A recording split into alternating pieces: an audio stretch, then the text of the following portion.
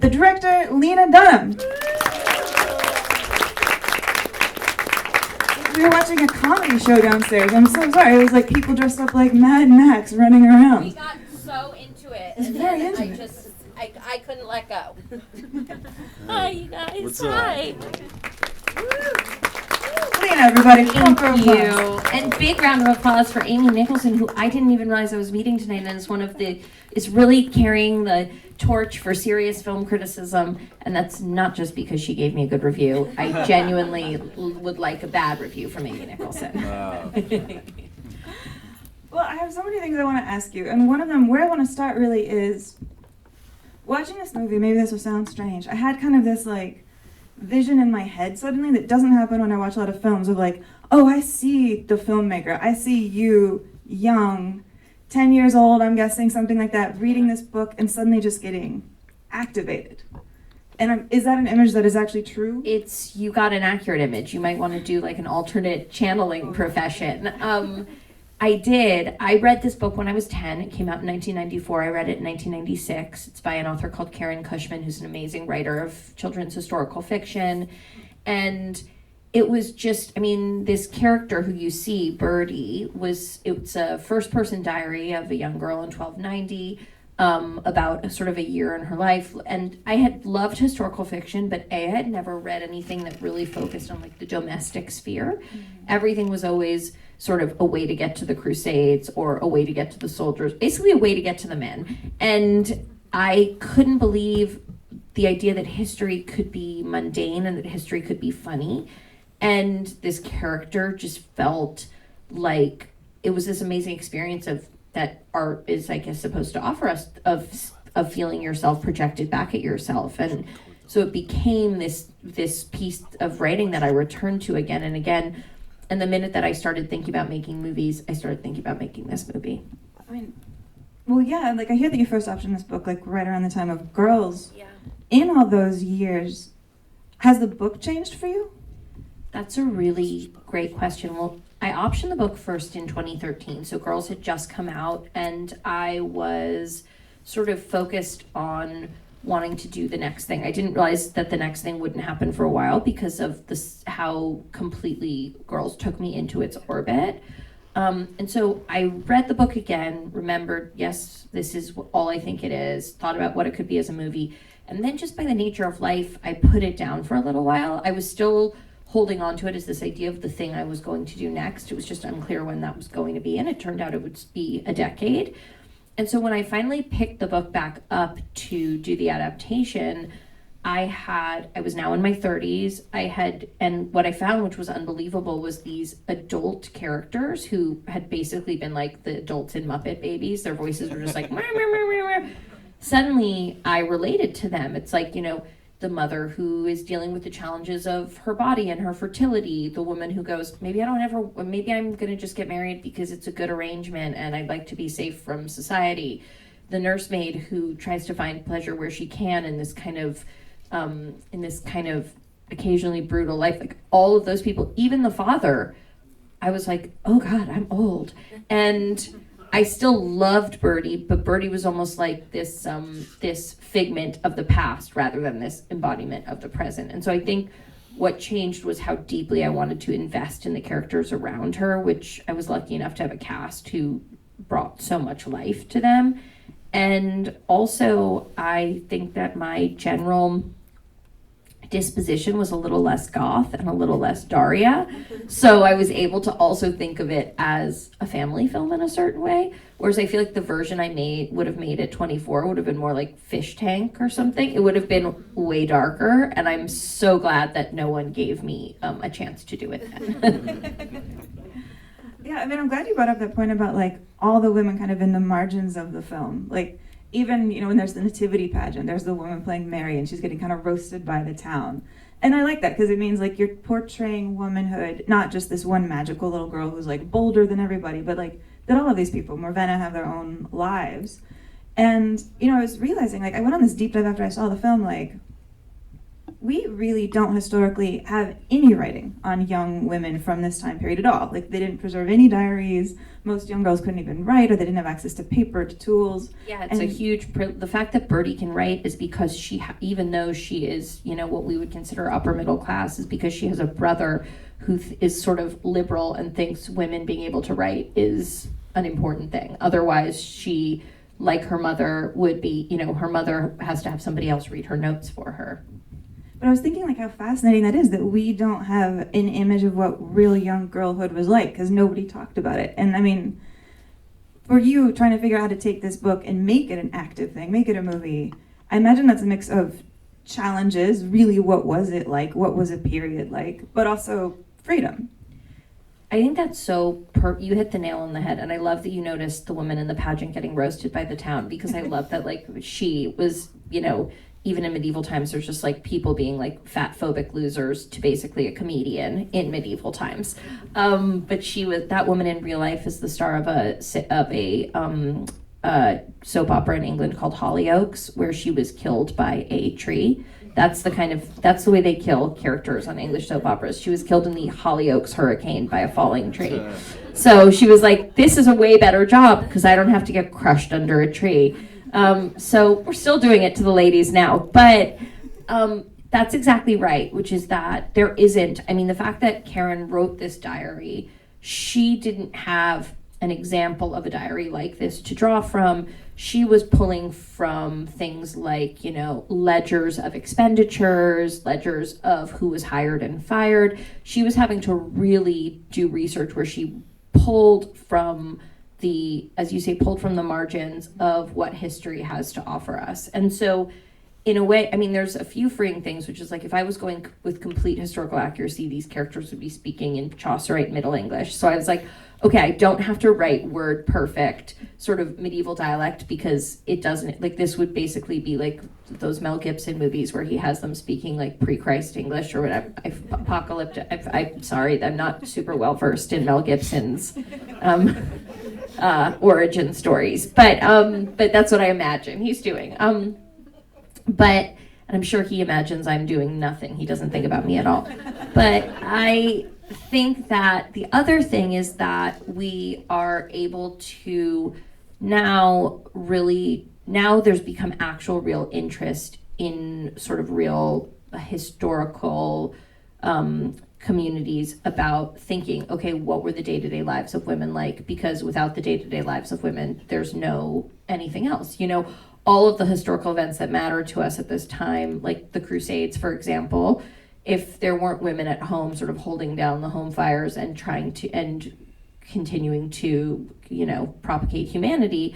And so we've started to recognize the importance of that. So I worked with an amazing historical consultant called Helen Castor, who's a total badass. And she would be there. She talked to me before I started the script, and then she was there. I would email her a question like, describe a medieval tampon. And she would be like, give me 3 days. And then like come back to me with an amazing description, or she'd be like, we don't know exactly, but here's a picture of some bog moss that was found in a cellar, and we think this might be. And so it was this really cool act of collaboration and guessing. And the rule we kind of came up with together was we were going to try to hit the historical nail on the head whenever we could.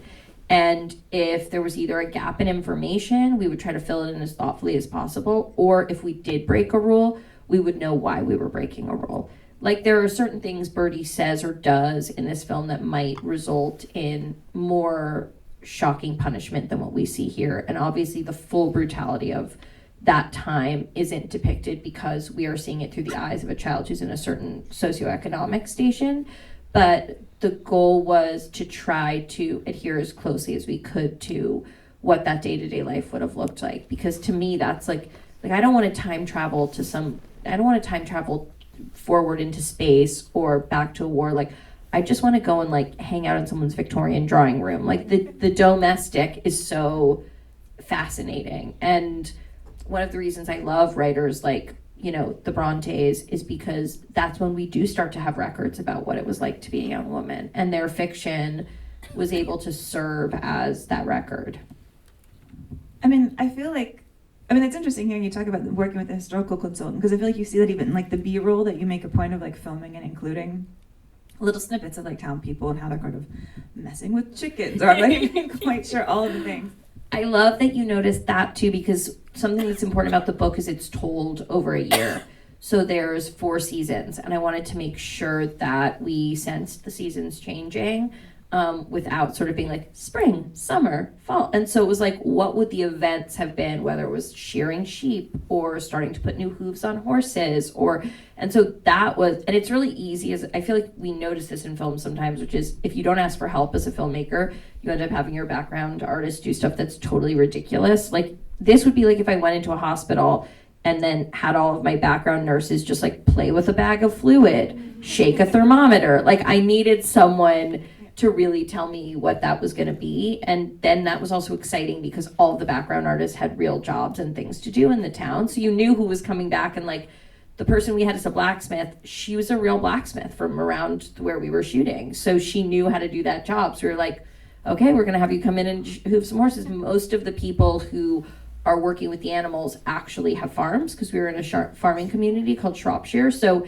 it's, while not everyone is, it does the job that you see on screen, it wasn't simply people sort of play acting. And I will tell you, because I tried, it's very hard to pick up a chicken. So you need someone who has the proper experience.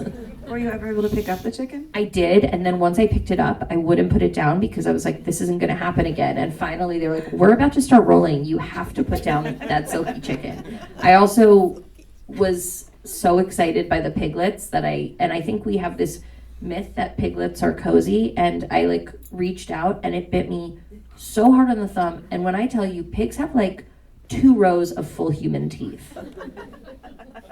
So just a warning. And you shot this, it looks like, I mean, in a real castle, like an actual real castle, which I can only imagine. I mean, how do you even navigate bringing camera equipment into a real castle? It's kind of a beast. I'm so glad you can feel that. It felt important that we be in those spaces because they're so specific. And so before I started shooting, I went on this sort of medieval architectural tour of the UK. I went to 17 different sites, which was unbelievable. And so I saw everything from, short wattle and daub houses to huge cathedrals. And I'd always said about this house, like it needed to be the equivalent of like the people on Real Housewives of New Jersey who have like a McMansion that they kind of can't afford. Like that was what the castle needed to be. And so when we showed up at this place, Stokesay, which I think I love it. It has this beautiful yellow color, and it kind of mushrooms out in that way of buildings that weren't like built with extreme architectural precision. And I just thought, okay, this feels like the place. And I always had a production designer who said, like, if it looks like the place, then you're in the place. And so I was like, we're in the place. And which seems so simple, but oftentimes people walk into a space and then try to change everything about it. And so I asked the people from the historical trust who run the castle, when is it from? And they said it was built in 1280 and this is set in 1290. So I was like, okay, it's perfect. But the thing was, they had never had anybody shoot there before, and they were justifiably terrified of, I'm sure people here work on film crews, and they will just, no one should ever have a film crew come into their home. It's, I don't know why anyone lets anyone do it. It's a nightmare. Yeah. People are always like, they're going to pay me $450 to come into my apartment. I'm like, and then you're going to have to pay $10,000 to fix everything that the crew shattered. So they were smartly like, this is supported by the historical trust. We don't need the money. But when I talked to them about the story and about what it was representing, they actually thought it would be a really interesting way to promote the work that they do and to promote this space and to promote visiting historic locations. But there were lots of rules, like we couldn't bring in any generators, we couldn't bring in any generators in, we couldn't bring any form of heat, nobody could bring a beverage, nobody could bring a snack. So basically we were like powering off of a generator, pulling everything through on cords. No, the temperature couldn't change, so the poor actors, like certain nights, are like sitting there with like a hot water bottle in their lap. We had to VFX out the steam coming out of their mouths. Like it was not. And then I was the jerk who was like filming in a trailer like 10 feet away with a monitor, totally warm, being like, "What's up, y'all?" But I did come out. I get really, really cold, and I wouldn't have been functional. But it was amazing to be there day in and day out, because you started to feel the rhythms of the place. Like you started to see the way that the weather changed, what it was like as it started to get cold. And then you'd realize, like, okay, it wasn't like they were about to switch their heat on. Like the way that they kept themselves warm was to stuff straw under the doors and then just start a giant pit fire in the middle of the room, which to me sounds like a disaster waiting to happen. But I mean, they seem to have held it down. So that was way too much castle information for you guys, but I love castles. I want to hear about directing Bella Ramsey, of course, who's like amazing in this. I mean, like people probably here know Bella from like Game of Thrones, and they know that she can, wear like cloaks and capes and outfits like Looks that. amazing in that stuff. Yeah, but what your job was as a director with her was to kind of also drag out her highlight, like her comedic side, and also, she's aged since she's been on Game of Thrones. She was like 18, I think, when you started this. Yeah, 19 17 now. when we started. I cast Bella when they were 15, and now they're 7. They just turned 19, but we shot right before they turned 18. So, yeah, I had aged, and I kept having to check in during the pandemic and be like, have you grown very tall? Which I felt terrible about, but it was going to be an issue if she came back and was like 6.5 feet and looked, some 18-year-olds look 18 and some 18-year-olds look 45, and no judgment, but we were going for something specific. But you really, she kind of just gets like ferocious, wild, fun, young feeling. Like she feels so legitimately young-minded. I don't know how to express that, but it feels like it's on camera. I love that you say that. I think the thing that's amazing about Bella as a person is that Bella is both very, very wise and emotionally intuitive, but also is not someone who has forced themselves to grow up too quickly. And I really related to that because I was in many ways precocious when it came to reading or what I was interested in or, having certain obsessive interests. I'm sure people can relate to this, but I was also a really late bloomer when it came to, like till I was like 15, I would be like, so Mom and Dad, what do you guys want to do this weekend? Like I really wasn't a cool kid out in the world. And I loved that Bella was able to hold both that wisdom, which this character sort of needs to have, and also that just childish sense of both justice and brattiness and fun. And I think Bella, from the minute that she read the pages, it was clear that she knew exactly what she was doing. And my job was honestly just to make the set feel safe for her to try things and adventure. And so a lot of what you see is like me setting up a camera and sort of saying, you have space from here to here, move through the way you want to, have fun, play around, there's so many moments. Like there's this one moment in the movie where she's just been given the mittens by the guy who gave her a kiss, and then she's sitting there just slapping them together at dinner. And that was just Bella like being bored at dinner. Like she was just like, we've been shooting the scene for 11,000 hours. I guess I'll just slap these mittens together. And I hope she never loses that and I don't think she will, but like that just instinct to play and also there's fearlessness about being herself in that space. And in a great way, she had a lot of ideas about the character and felt like she knew her really well. It was her idea, right? That when she kissed Mitten Man, it wouldn't be like dreamy. Yes, like I had written it that scene's not in the book. And I had written I wanted her to have one moment of sort of teen romance. And so I had sort of written it like an old person that was like a little bit too much of like a summer romance. And then they kissed and a shiver went down her spine. And she came to me that day and she was like, okay, but here's a question. She hates boys. She's never kissed anyone. This guy's random. And why would she be that excited about it? Yeah, he's cute, but who cares? And I was like, oh my God, yes. I was coming at it with this sort of adult, windswept romance on the moors energy. And she was just yeah, she'd be like, gross, weird. And that was so brilliant. And the idea that it matters to her because it was a choice she made, but it doesn't, the actual kiss is completely. And then in that moment, I look back to my first kiss and I remember literally the first time I got kissed, it was so gross I didn't do it again for 4 years. I was just sitting there so I was delighted that those were the kinds of instincts that she had. And anytime something felt too formal or too much like a monologue, she would just mess it up in such a great way. And sometimes even before a take, she would just mess up her hair. She just had an instinct to feel free. You just I have to admit, you just gave me a flashback. I kind of had blacked out that my first kiss was in Wales at a medieval reenaction site by a guy pretending to be a peasant, and I had blacked that out. No, that's incredible. And I now remember. You can't black it out. You have to write a full script about it because I want to know every detail. This peasant. Oh well. But I do want to talk more about the men in this movie because, like, you know, I mean, when we talk about this time period, one of the things we really talk about is the pressure men felt to live up to like an idealized fantasy, to live up to, you know, the chivalric code. I mean, we just had The Green Knight come out this year, you know, or last year about that, and like the pressure that it was to be a man. Yeah. And you do have all these interesting men here. I was almost thinking like, you know, Joe Alwyn's character, he almost feels like Gawain came home and he was like, that sucked, I suck. Yeah, that's exactly what Joe and I talked about that a lot. Galwin came home and he was like, I feel like a total loser. I didn't get any of the stuff I thought I'd get done. And now I'm just back home at my family's house when I was supposed to be like walking around with a big shield getting applauded.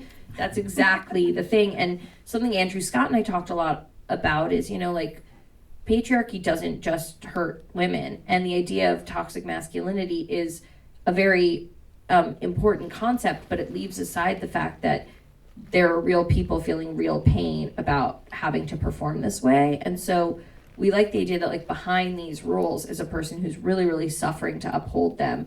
And he himself is a weirdo who doesn't feel like he has the skills to rise to this occasion. Because back then, because so much was about sort of like patrilineage and the jobs that were assigned to you either by birth or by marriage, there was no like, hey, unless you, that then we'll read things that are like glorifying being a peasant, which is a problem in its own way. But for him, it wasn't like he could be like, hey, I really love fabrics. I think I'll be a dressmaker. Like the job that was expected of him was not just to take care of his family, but to take care of a whole town. And just because he was born there, that had to be his job. So the kind of resentment and fear that brewed, and the fact that he also really did want to protect his child, but he isn't given any understanding or language about the best way to do that. In his mind, it's like, okay, get her married off to someone who's better at this than I am. And so that was a huge part of the conversation, was sort of the pressures that the men were experiencing, because they didn't want it to feel like the men were a bunch of sort of mean goblins around the edge oppressing these lovely women. Oh yeah, I mean, I read that one of the things you cut out was actually like a scene of him talking about how he had been a dancer as a child. And another thing you cut out was your performance in this. Yes. Which I don't know anything about. I just know that you did a role and then you cut it out. I did a role and I cut it out. We did cut out a scene where Billie Piper is trying to explain, Birdy's like, my dad sucks. And she's like, listen, what you have to know about him is when he was a kid, he loved to dance. And anytime music would come on, he would just dance and dance so playfully. And his dad would beat him when he did it because it was embarrassing to him. And so like he had that feeling beaten out of him. And Billie did a beautiful job with the monologue, but the scene just was, didn't feel like it needed to be there, but it was great backstory and knowledge for us to understand. And we had another moment, which you can kind of see, but you can't, which is like the Christmas pageant just really moves him. Like he loves pageantry and play, and he's soft. Like he has a softness to him that wouldn't have been permitted then. And then my performance was cut out for, my performance was much less interesting. There used to be some dream sequences in the movie that are not there anymore because I pushed them really hard, but every time we showed it to anyone, they were like, with us, and the dream sequence would start and they'd be like, excuse me? Like, it would have been self-sabotage to include them, but I did get to do a waltz with Paul Kaye, who plays Shaggy Beard in one of the dream sequences. I was playing one of the saints, and you were seeing the different ways that the saints died. And so you saw, and the saint that I was a saint who was famously died because she refused to marry a pagan, and so she had her breasts cut off. But we didn't want it to be so violent, so I just had these breast-shaped cupcakes that were on, and it was really fun to do and really fun to get to wear Julian Day's costumes. But then the minute I saw it, I was like, this is not helpful to the movie. And also it literally just looks like some like girl from Brooklyn is just like bopping through the movie. Like I was not selling it at all.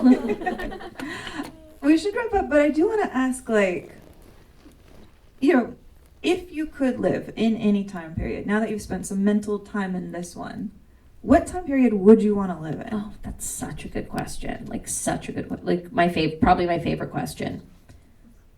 I think Well, I would love to spend like a week in medieval times. It is pretty brutal if you're not hanging out in this movie. Like, I don't want the plague. I don't want to have anyone come and leech me. I don't want to have to do any of this. Plus, they brushed their teeth, you guys, once every 6 months, and it was by chewing on a twig. This is not a joke.